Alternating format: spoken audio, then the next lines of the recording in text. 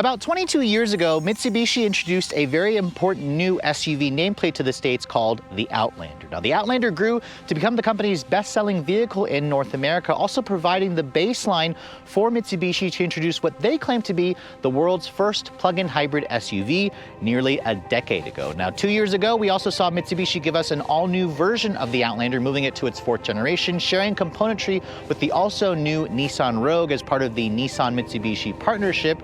And last year, we saw the company reintroduce the plug-in hybrid version of the Outlander called the PHEV. It got a big update in terms of the battery pack, now measuring 20 kilowatt hours, providing nearly 40 miles of electric-only range, standard all-wheel drive, and nearly 250 horsepower underneath the hood. So as you can see this week, we are behind the wheel once again of the Mitsubishi plug-in hybrid. And the big question I want answered, for those of you who are looking for an electrified family SUV that offers a small third row that's going to cost a little bit less versus most of its rivals, has the latest 2024 Mitsubishi Outlander PHEV continue to stack up? Stay tuned to find out.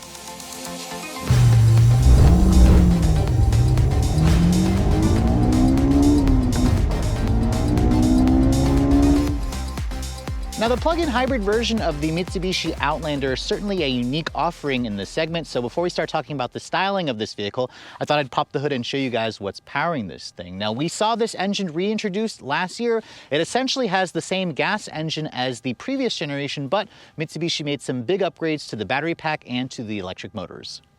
Now, as you can see underneath this hood, instead of the Nissan-provided four-cylinder that you get in the gas-only version of the Outlander, this model actually uses a Mitsubishi-sourced 2.4-liter four-cylinder naturally aspirated engine that runs on the Atkinson cycle. It also has their MyVec variable valve timing technology.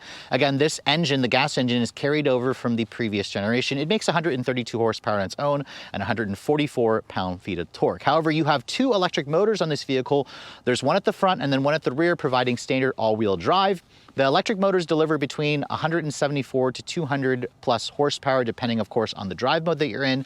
Combined total output for this model is 248 horsepower. That's around 70 more versus the gas-only version of the Outlander, and a whopping 332 pound-feet of torque. That torque figure is pretty significant. It's going to provide that instantaneous torque that a lot of people are looking for when you look for an electric vehicle. Now, it all goes out through a one-speed reduction gear transmission, which is a different transmission versus what you find in like the RAV4 Prime, which uses an eCVT, or the Sorento PHEV, which uses a 6-speed auto.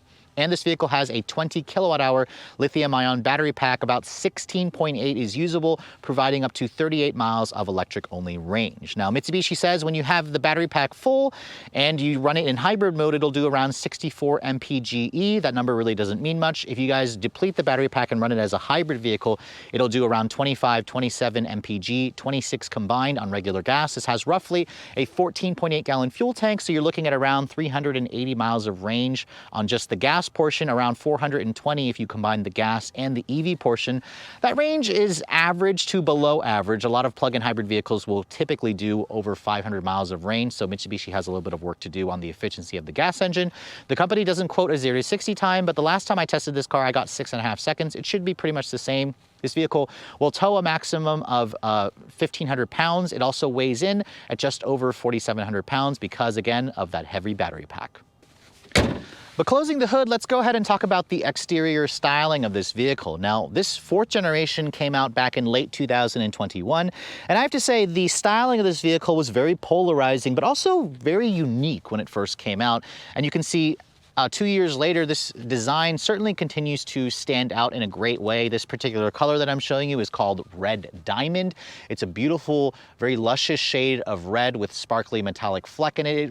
It's very much comparable to the Soul Red Crystal or the Supersonic Red that you find from Mazda and from Toyota. You can see all Outlander PHEVs come with these kind of unique headlights where you have an LED daytime running light, LED turn signal that's divorced from the actual headlights, which are down here. You have an LED low and high beam, and you also have LED fog lights. There's a lot of chrome work that you're going to find in the Mitsubishi kind of traditional grille, which kind of reminds me of an Hourglass or the Lexus spindle grille. If you guys don't like all the chrome here, you can black out the chrome as part of like a blackout package, or you can also leave the chrome as well. A lot of people like the chrome. It certainly makes the grille look a lot more standoutish. You can also get an LED accent light that kind of goes from this portion to this portion, and it also creates a really nice light signature at night.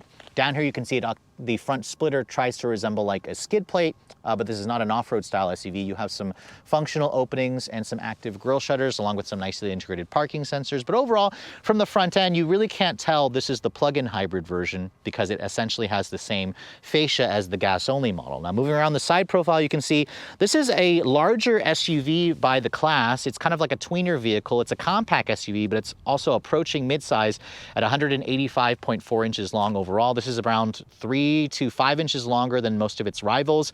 Its wheelbase is 106.5 inches long. So compared to the previous generation Outlander, Mitsubishi stretched the wheelbase by 1.5 inches and they made it about 1 inch longer overall to again give us a little bit more interior space and more of an imposing stance. Now you can see the wheels. These are the 20-inch wheels that you get with the SEL trim. This, my particular model or test car has the SEL with the premium package. It also has a Bridgestone Blizzak winter tire. That's not the factory OEM equipped tires. It was winter, but now we are now in spring. It's riding on a 235 by 45 R20 Bridgestone Blizzak tire. Again, most vehicles, or when you buy the vehicle new, it won't come with these tires. You have a 13.8-inch brake rotor at the front, a 13-inch rotor at the rear, all independent suspension, no adaptive dampers, but this car offers around 7.9 inches of ground clearance, which is a decent amount for an SUV. You can see the wheel trim here is unpainted. There's a big badge here that literally says EV, but it also says plug-in hybrid at the top in a smaller script. I don't like this badge. I think it looks tacky. It looks almost like an aftermarket add-on. Mitsubishi really needs to shrink the size of this and just put it at the lower portion of the front fender. I think that would look a lot better. The mirrors are body colored. They're power folding. You have 360 camera, integrated turn signals, which is nice. The SEL trim also includes the two-tone paint scheme with the red or the gloss black roof with the red color. You can see a panoramic sunroof is included with the premium package that my test car has. And you can see there's some chrome trim along the window trim. I like the boxy proportion of this car. I mean, when you look at it, you really can't, tell this vehicle shares a platform with the Nissan Rogue. And that's a good thing. It has its own unique design language, and this red just looks fantastic in this bright sunlight. And you can see, look at the rear. The rear doesn't look quite as distinctive as the front. In fact, this is where I see a little bit of Nissan resemblance. It looks a little bit bland and anonymous to me. So I'm hoping when Mitsubishi does a refresh, they'll kind of do something to make the rear stand out a little bit more. You can get a bolder rear spoiler at the back. My test car doesn't have it.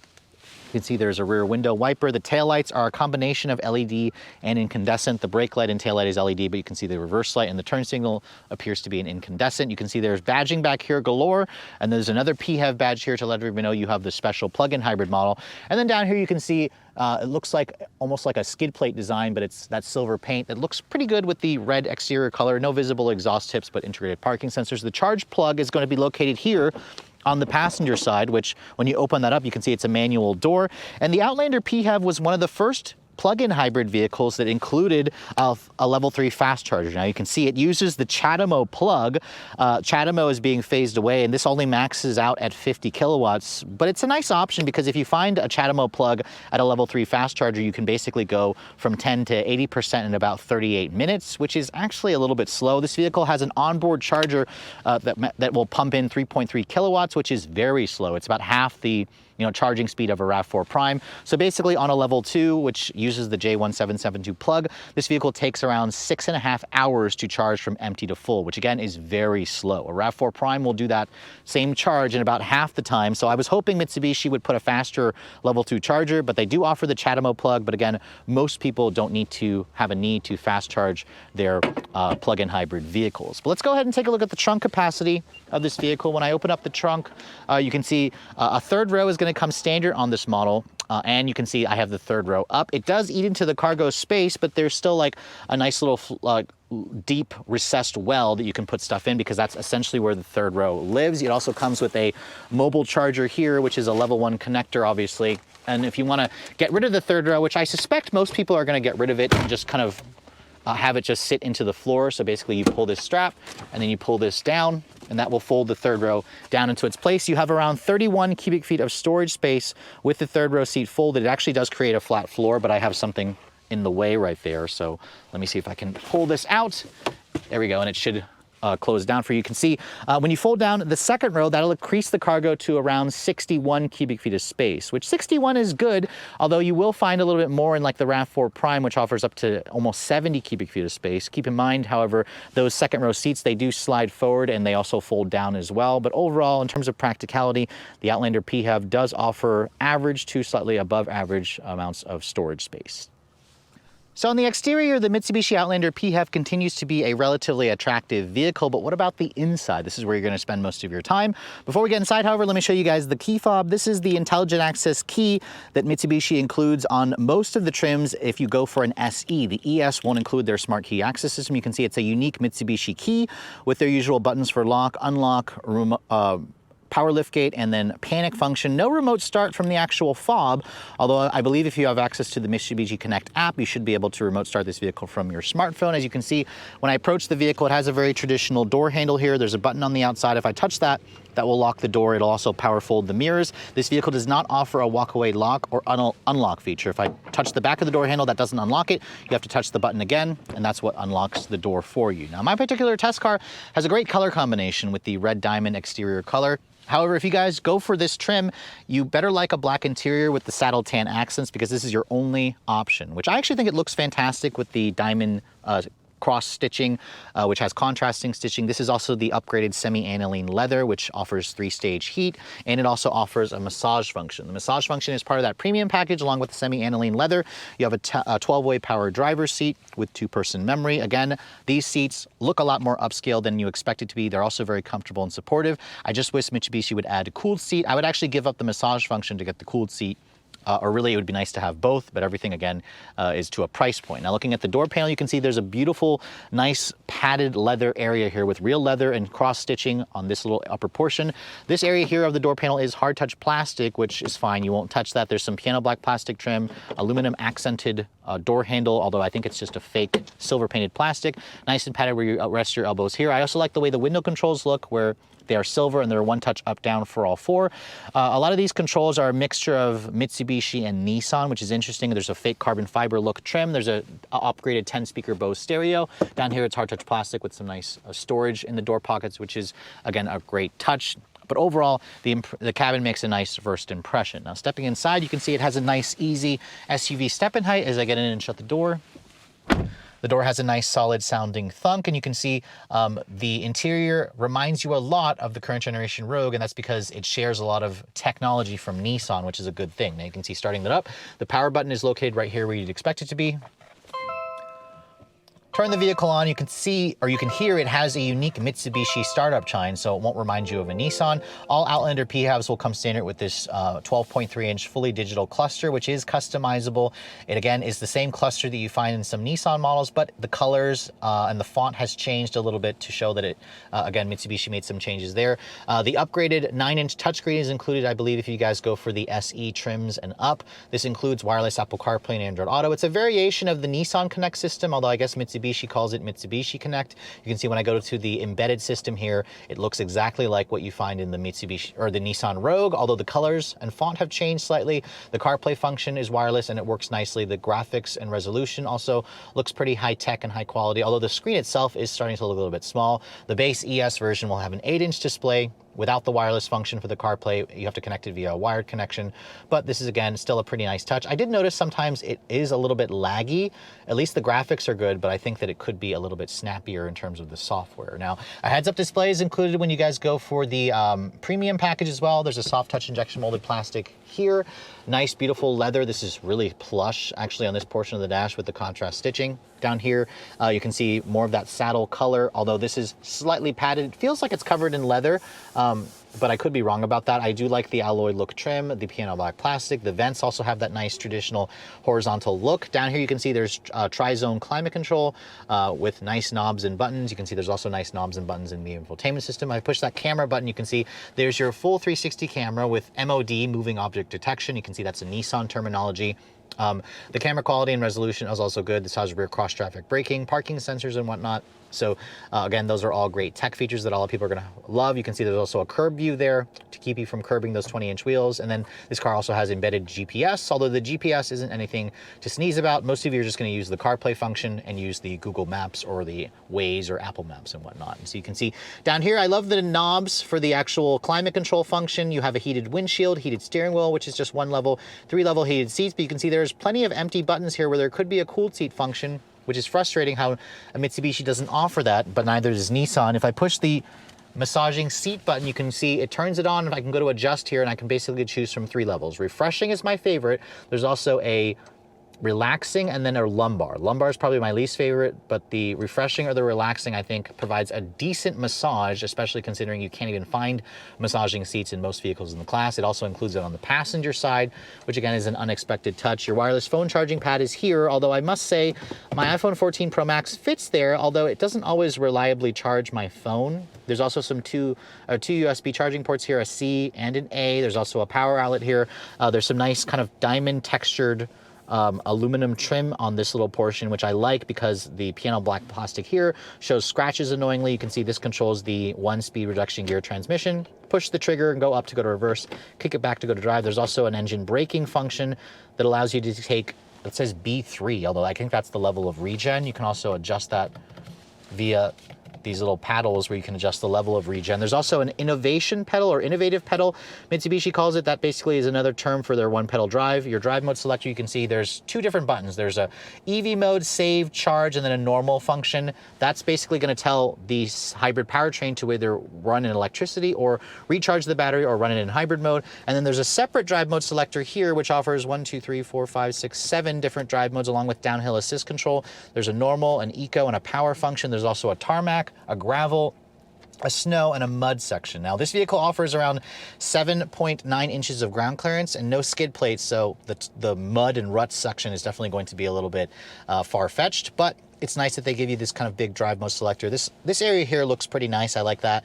You can see there's electronic parking brake here, cup holders, and then a nice padded center console area. If I open this up, you can see this offers a decent amount of storage, although some competitors offer a little bit larger center consoles. You can see there's a little bit of additional storage here and here, which is nice. The seats also feel pretty plush.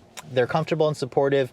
The massage function also works well. Again, I just wish I had cooled seats. The passenger side here actually does have the same 12-way power adjustment. It just doesn't, it has that, and it also has the 2-person memory. So wasn't expecting to find that. So there are some unexpected luxury touches in this vehicle that are a nice surprise. The glove compartment, you can see, is damped but not lined with felt. It offers a decent size. It's a bin style. You have an auto-dimming rearview mirror, but no digital camera rearview mirror. There's some incandescent lights for the map lighting and a little bit of LED accent lighting at night.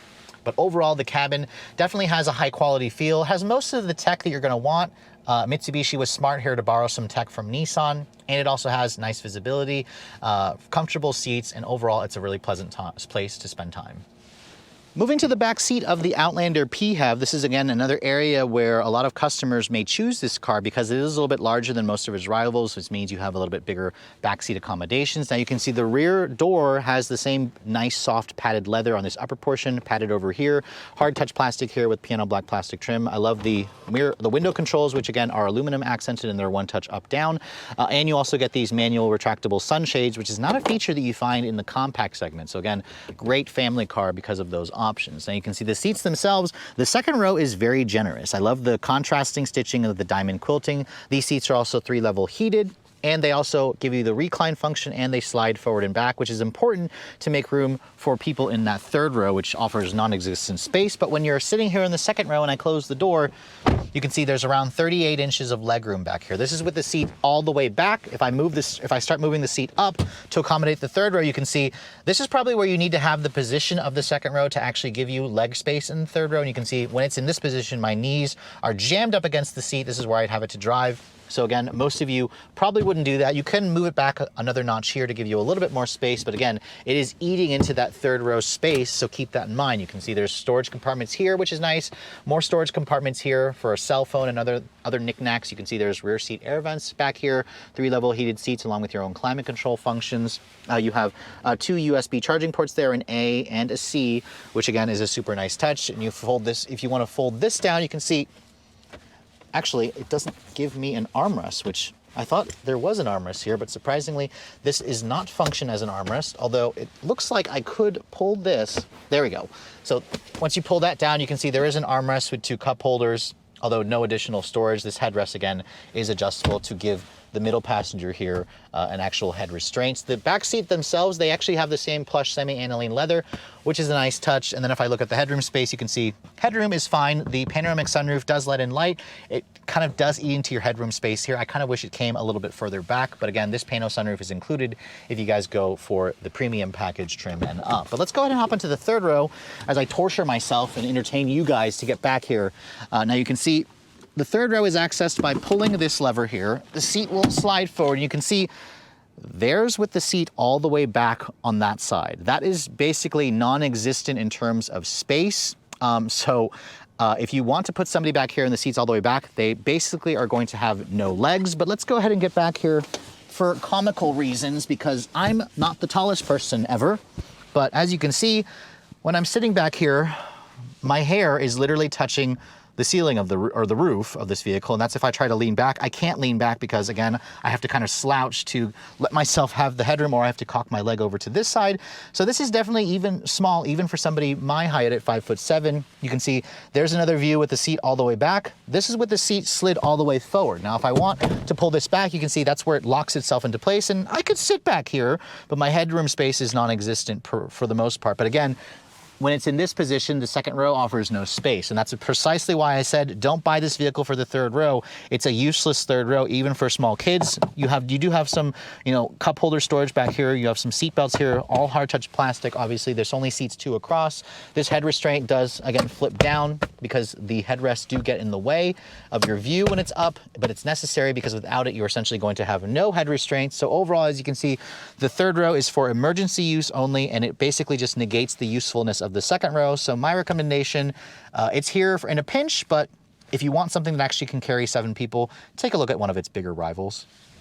So here we are back in the Mitsubishi Outlander plug-in hybrid. It's been about a year since I had one of these vehicles for a full week to test.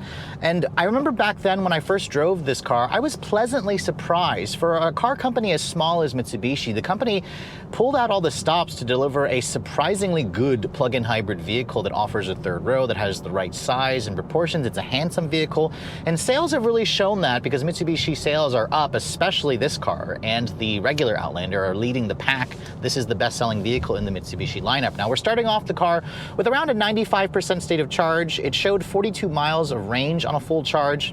I'll talk about what I'm getting in the real world later on in the review, but let's go ahead and test out the 0 to 60 performance. Now, I have it in power mode and in hybrid mode, so this is going to give us the best 0 to 60 time. It's going to give us the full 248 horsepower, 332 pound-feet of torque. Let's go ahead and brake torque it.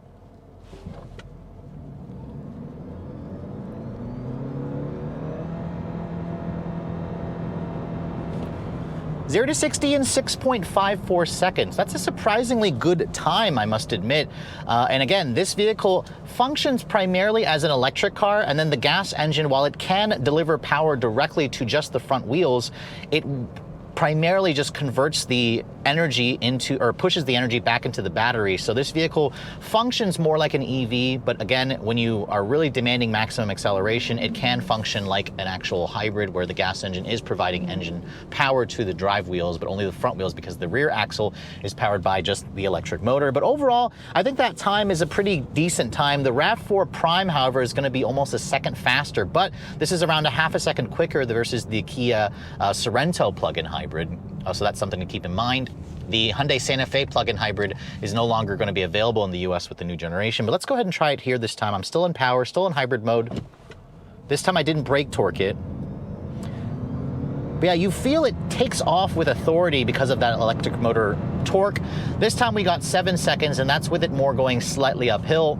On a level surface, it's a little bit obviously is going to be a little bit faster. Brake torquing it, I'd say, makes a pretty minuscule difference. Most people are not going to brake torque it anyways, so that's something to, again, remember. I only do it for testing purposes. The one thing about the Outlander PHEV that does, let me down is the handling dynamics and just the suspension tuning. This car feels incredibly soft when you're going around corners. Now, there are different drive modes here. There's a tarmac mode here, which I guess is supposedly going to be the road going mode, but again, the steering in this car provides very little to no feedback. It's also on the super light side. It's really slow to respond. And the body controls, there's just a lot of jiggling back and forth motions in this vehicle. Mitsubishi engineers, I think, could tune the suspension to be a little bit tighter feeling without sacrificing the ride quality, because this car is a family SUV, so you're not really going to care too much about the sportiness of the drive. But there are times where it feels wallowy, it feels heavy. This vehicle does weigh around 4,700 pounds, so that hybrid battery pack, the 20 kilowatt battery pack, adds around 500 pounds of additional weight, or 700 pounds of additional weight. But I'm gonna go ahead and switch the drive mode back here into its normal setting, or we're gonna go into, just its normal setting. I'm gonna push this little button here to push the car back into its EV mode, because I wanna see what this car can do 0 to 60 wise in just EV mode. Now, just like the RAV4 Prime, you can accelerate on electric power alone. There is a click point at the end of the pedal that will wake the gas engine up and cancel the EV priority mode, so you can't go past that click point. I think the last time I 0 to 60 tested it in EV mode, it did it in like 11 seconds, so 11 and a half seconds. So you are going to be noticeably slower when you're in EV only mode, but in this mode, it is pleasant because this car just has a reduction gear transmission, so a 1-speed transmission. Even when it's in its hybrid mode, it still only has a 1-speed transmission, so it functions a lot like an EV all the time. It makes you feel like you're driving just an EV-only vehicle, so that's one of the cool benefits of Mitsubishi kind of going with this route with their plug-in hybrid technology. It's a little bit different versus Toyota, which uses an eCVT, and then Kia uses a 6-speed automatic transmission, which I don't think is quite the best partner for a fully electric vehicle. Let's go ahead and see what we can get here just by flooring it, but not going past the click point. It feels pretty fast, actually, but again, once you go all the way to the floor without going past the click point, it feels noticeably slower, because I think you only have like you only have half the power versus when you have it running in full. So 11.68 seconds there. So again, double the time, and that's because you have roughly half the power. The gas engine adds around 131 horsepower. The EV part, however, can do between 174 to 201 horsepower. So technically, the EV portion does have more power versus the gas, and that allows you to basically drive this car in pure EV mode and have enough power to get around town. Now, on the highway, you do notice that it could use the extra power, but still, you have 332 pound-feet of torque, and that torque figure is just absolutely, wonderful when you're driving this vehicle around in town, because you can put your foot down and just kind of accelerates with authority, pushes you back in the seat. There's no delay, and I think that's the reason why the PHEV powertrain is probably the one to get if you guys can expend the additional money. Now, this car also has what Mitsubishi calls the innovative pedal, which is basically their version of a regen braking one-pedal drive. It can provide up to 0.3 Gs of deceleration forces. So I lift off the brake or the throttle, the car slows down. It actually blends friction braking with regen braking, which is technically older technology. A lot of these other newer EVs or plug-in hybrid vehicles can actually just do full regen braking as opposed to using the friction brakes and blending it. It also won't bring you down to a full stop when you're using the regen brakes. You have to still kind of hover your foot over the brake and then hit the brake to actually slow the vehicle down to a complete stop. But it's still nice and putting some energy back in the battery pack, so that's pretty good. In terms of the seat comfort, these seats are also surprisingly supple. These are the semi-aniline seats that you get. I'm sitting here getting a massage, which is not something that I expect to find in a Mitsubishi vehicle, but the massage function, I have to admit, works pretty well in the refreshing mode. And it's included when you guys go for this premium package, along with the semi-aniline leather. You can see out of the front, the side, out of the rear pretty nicely. This also has kind of a variation of the Nissan Pro Pilot Assist driver assistance tech, where it also works well. It has adaptive cruise, automatic emergency braking, lane keep assist. The ride is also nice and comfortable. The powertrain is relatively quiet. In fact, it's actually a little bit quieter than versus when I first tested this vehicle a year ago. You still have some strange electric motor noises that you hear, but it's not quite as loud as I remember. The engine also is surprisingly quiet when you use it in full hybrid mode. It's not quite as loud as the engine that you hear in the Toyota RAV4 Prime, which is surprising. I wasn't expecting the Mitsubishi to have a quieter gas engine versus the Toyota. Remember, this engine, the gas engine, is a Mitsubishi 2.4 liter engine, not the Nissan 2.5 that you get in the non-hybrid version. And then in terms of the range, in my weeks for the testing, I averaged around 35 miles of pure EV only driving. Now, this car is rated at 38. So that's pretty good, considering what the EPA is rated at. And in terms of fuel efficiency, in my week's worth of testing, I averaged 25 miles to the gallon in hybrid mode. So that is where this car really suffers compared to the Toyota plug-in hybrid powertrain, or even the Kia plug-in hybrid powertrain. The Toyota will easily do 10 mpg better. The Kia will easily do over 30 miles to the gallon, so maybe 5 to 6 mpg better. So Mitsubishi has some work to do with the gas engine. It needs better fuel efficiency because the overall total range of this car is right around 400 miles with the EV and the gas equivalent, because you have a 14.5 gallon fuel tank. So this is where the total range of this car should be over 500. That's what the Toyota is going to give you. The Mitsubishi gives you about 100 to 150 less versus what the Toyota plug-in hybrid powertrain will give you. But still, those minor quibbles aside, there's still a lot to like about this vehicle. And it's no surprise to me that sales are up. In fact, total sale volume of the plug-in hybrid accounts for almost 20% of the sales mix. So if Mitsubishi can continue building this vehicle and pumping up production, I think their sales numbers are only going to improve. I definitely think that if you guys can spend the extra money, and it's a whopping 12 grand more if you guys want the plug-in hybrid powertrain, it's definitely the engine to get. But there are still a couple of minor things that I want Mitsubishi to address. Perhaps they'll do it in the mid-cycle refresh, which will probably be coming in 2025 as a 2026 model. But overall, even though this car's been on the market for now a couple years, there's still plenty to like about the Mitsubishi Outlander plug-in hybrid. So with around 42,500 Outlanders sold in America in 2023, that actually represents a nearly 6% increase in terms of volume for the Outlander. This vehicle is literally Mitsubishi's best-selling model, and it also had their best sales year ever in the company's 22-year history. And after spending the week with the plug-in hybrid version, which, by the way, Mitsubishi said that last year, the plug-in hybrid accounted for about 16% of the sales mix. So nearly 7,000 of those 42,500 were the Outlander PHEV. Again, sales continue to increase. I think they said it was like a 200+% increase, which is pretty significant. So this vehicle here, obviously there's plenty to like about it. The regular version is going to offer the space, the technology, the premium touches that a lot of you probably didn't expect to find in a Mitsubishi. The plug-in hybrid just takes that to the next level. As you guys saw, the powertrain is a lot more refined than I expected it to be. It functions primarily as an electric vehicle, and then the gas engine provides that additional juice, which again, even in hybrid mode, this vehicle is smooth, it's quiet, the gas engine is quiet.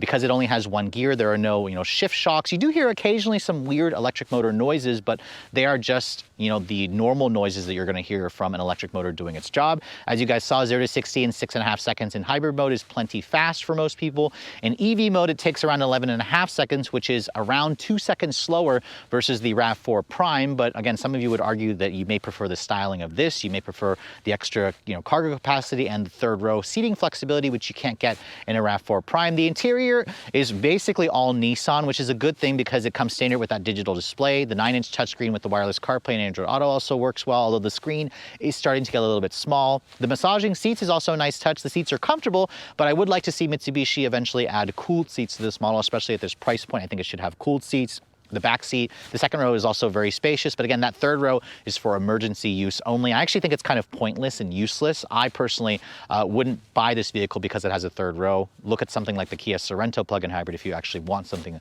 that offers a decent sized third row. But if you guys are looking to put this vehicle in your driveway, pricing for the Outlander PHEV is going to start at around $40,345. So it's around $400 more expensive versus the 2023 model.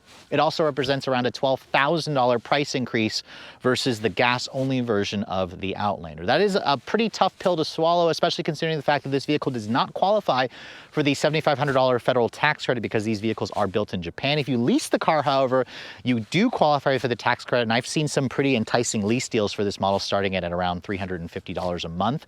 That's as of March of 2024. Be sure to check your local dealership for local rates in terms of financing and lease rates. But my tester here, being the SEL model, is almost the highest trim. There's essentially a new Platinum Edition, which only comes with black and a silver roof. That starts at over 50 grand. This model starts at over $46,000. Add the premium package for $2,700, the extra charge for the red paint. With Destination, my tester comes in at around $51,800. So 51 grand is nearly 52 grand, is a lot more expensive than most of you probably anticipated to pay for a Mitsubishi, and it also doesn't qualify for the tax credit, so that's another ouch. Although if you lease the car, the monthly payment should be a lot more enticing because it does qualify for the tax credit. And if you also look at this car's main rival, the RAV4 Prime, the Outlander does start at around $3,000 less on the base end. However, if you guys fully load a RAV4 Prime, that's also around $52,000. So at that point, I personally think that the Toyota system is more efficient. It's much quicker as well.